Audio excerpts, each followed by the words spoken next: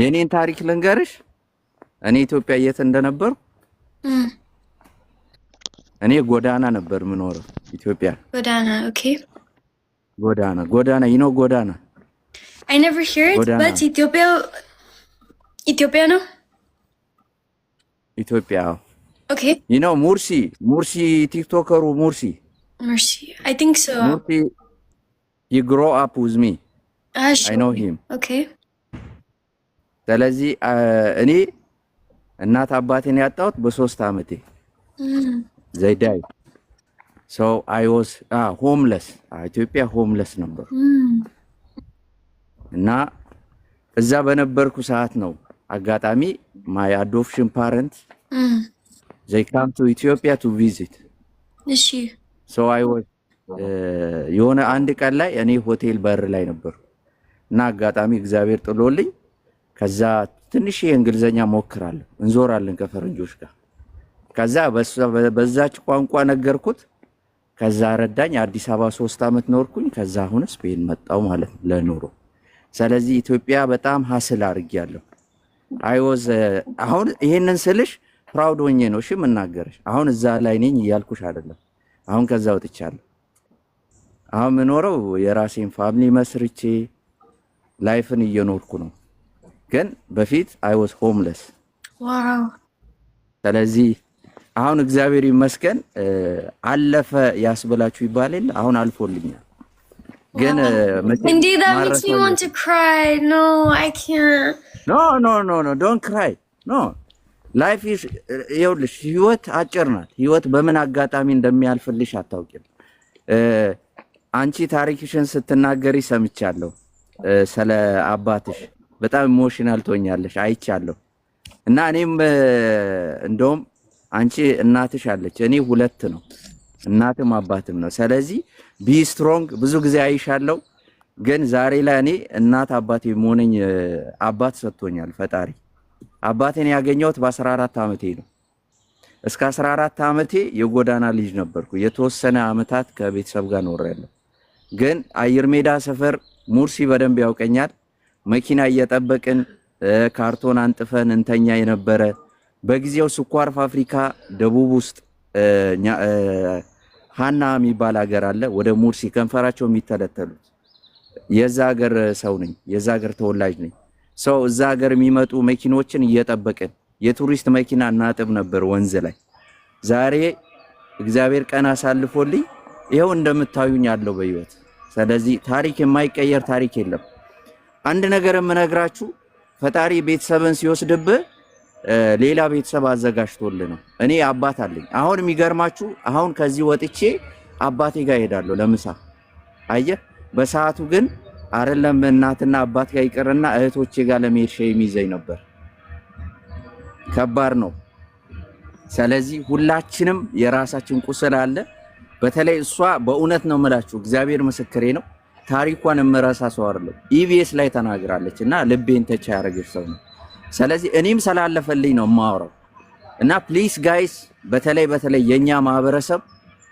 በላይፋችሁ ፕራውድ መሆን አለባችሁ ኮንፊደንስ ሊኖራችሁ ይገባል የጎዳና ልጅ ኮንክ ዛሬ ሲያልፍልህ አው የጎዳና ልጅ ነበርኩ ዛሬ ላይ አልፎልኛል በል ተናገር እኔ እቺን አጋጣሚ አግኝቻለሁ ሶሻል ሚዲያ መጠቀመው ለዚህ ነው ሌላ አይደለም እኔን ወክስ አርግ ስታዩ ዟሪ ስራ ፈት ምናምን ትልኙ ያላችሁ አይደለም እዚህ ኢትዮጵያ በመኖር ሰዓት እንኳን ስራ ፈት አልነበርኩ ለሹፌር ተላላኪ ነበር ሲጋራ ለኩስ አምጣ ይሉኝ ሁሉ ነበር ሹፌሮች ጫት እቅም ነበር ያ ጊዜ አልፏል ፈጣሪ አሳልፎልኛል ህመም ታምሜ ነበር ብዙ ነገር አልፏል ዛሬ ላይ ማርያምን ነው የምላችሁ የራሴን ቤተሰብ መስርቼ የምኖር ሰው ነው ስለዚህ ጋይስ ምልላችሁ ፈልጌ ነው ቢ ስትሮንግ በተለይ ብራዘሯ እናት አባት የሌለ እዛ በቤተሰብ ምናምን የምትሸማቀቅ ኔቨር ጊቭ አፕ ብሮ እናቴ ትሙት ነው የምልህ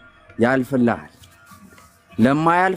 ለሚያልፍ ቀን ብዙ ቃል አታውራ ይባላል ስለዚህ ከሰው ጋር አትነካካ ከሰው ጋር ቅያሜ አይኖር እኔ ወዳጆቼ የነበሩት ሹፌሮችና የጎዳና ልጆች ነበሩ አምሹር ነው የምላችሁ አሁን ፈጣሪ ምን እንደምለምን ታውቃላችሁ ህይወቴ አልፎልኛል ተሳክቶልኛል አሁን ምለምነው ፈጣሪ ልጅ ስጠኝ ብዬ ነው። ልጄ በእኔ ፕራውድ እንዲሆን ነው የምፈልገው። ገና ዓለምን ዞራለሁ ማርያምን ነው የምላችሁ፣ ግን የምነግራችሁ አሁን ስላለፈልኝ ነው። ስለዚህ የኔ እናት እህቴ ቢ ስትሮንግ ማርያም ነው የምልሽ። አንቺ ጀግና ነው። ምንም ነገር ፊል እንዳታረጊ እሺ የኔ እናት። ለዛ ነው አሁን ቅድም እኔ አባቴ ስፓኒሽ ነው ስልሽ ደነገጥሻ? አዎ ለዚህ መወለድ ቋንቋ ነው ይባላል። እና ለኔ እንግዲህ መቼስ አምጦ ሲወልድ ብቻ አይደለም አባት የሚባለው። ከጎዳና የሚያነሱ ፈረንጆችም ከእናት ከአባት በላይ ናቸው። ቋንቋዬን አያውቅም፣ ዘሬ ምን ይሆን አያውቅ፣ የማን ልጅ ልሆን አያውቅ። እዛ ጋር ችግሬን አይቶ ብቻ ነው ያነሳኝ። ዘመድ አጥቼ አይደለም ባይዘወይ ዘመዶቼ ሀብታም ናቸው። ሀብታቸው ግን ለራሳቸው ነው። ይኸው ፈጣሪ ያውቃል። ሙርሲ በደንብ ያውቀኛል። እኔ ሙርሲ ቲክቶከሩ ዘመዶቼ እነማን እንደሆኑ ያውቃሉ። እኔ አጎት አሜሪካን ሀገር አለኝ፣ ግን ለራሱ ነው። ለእኔ አልፎልኛል ፈጣሪ። አየህ እናት አባቴን በ3 ዓመቴ ሲወስድ ፈጣሪ እናት አባት በ14 ዓመቴ አዘጋጅቶልኝ ነው። እኔ አንድ አባት ነው ያለኝ፣ ለእኔ እናትም አባት ነው። እሱም ስፓኒሽ ነው። ተረዳችሁ? ለሰው ልጅ ደስታ ማለት ቤተሰቡ ነው። እኔ አንድ ነገር የምነግራችሁ ፈጣሪ ቤተሰብ አይንሳችሁ ነው። እግዚአብሔር ምስክሬ ነው። እኔ አሁን በፊት ማለት ነው በጣም ኢሞሽናል አለክስ የነበርኩ ሰው ነኝ። አሁን ግን በኮንፊደንስ ነው የምናገረው። ማርያምን ነው የምላችሁ። ባይ ዘ ዌይ እኔ ችግር ላይ ችግር እንዳሳለፍ ይሄንን እንድናገር ይሄንን ኦፖርቹኒቲ የሰጠኝ አባቴ ነው። ከሜዳ ላይ ያነሳኝ ሰው ማርያምን ነው የምላችሁ። ይነግረኛል ብዙ ጊዜ በራሲ ኮንፊደንስ ይኖረ፣ በራስ ስትናገር ታሪክን ሙሉ ነገር ተናገር፣ እንዳትደብቅ።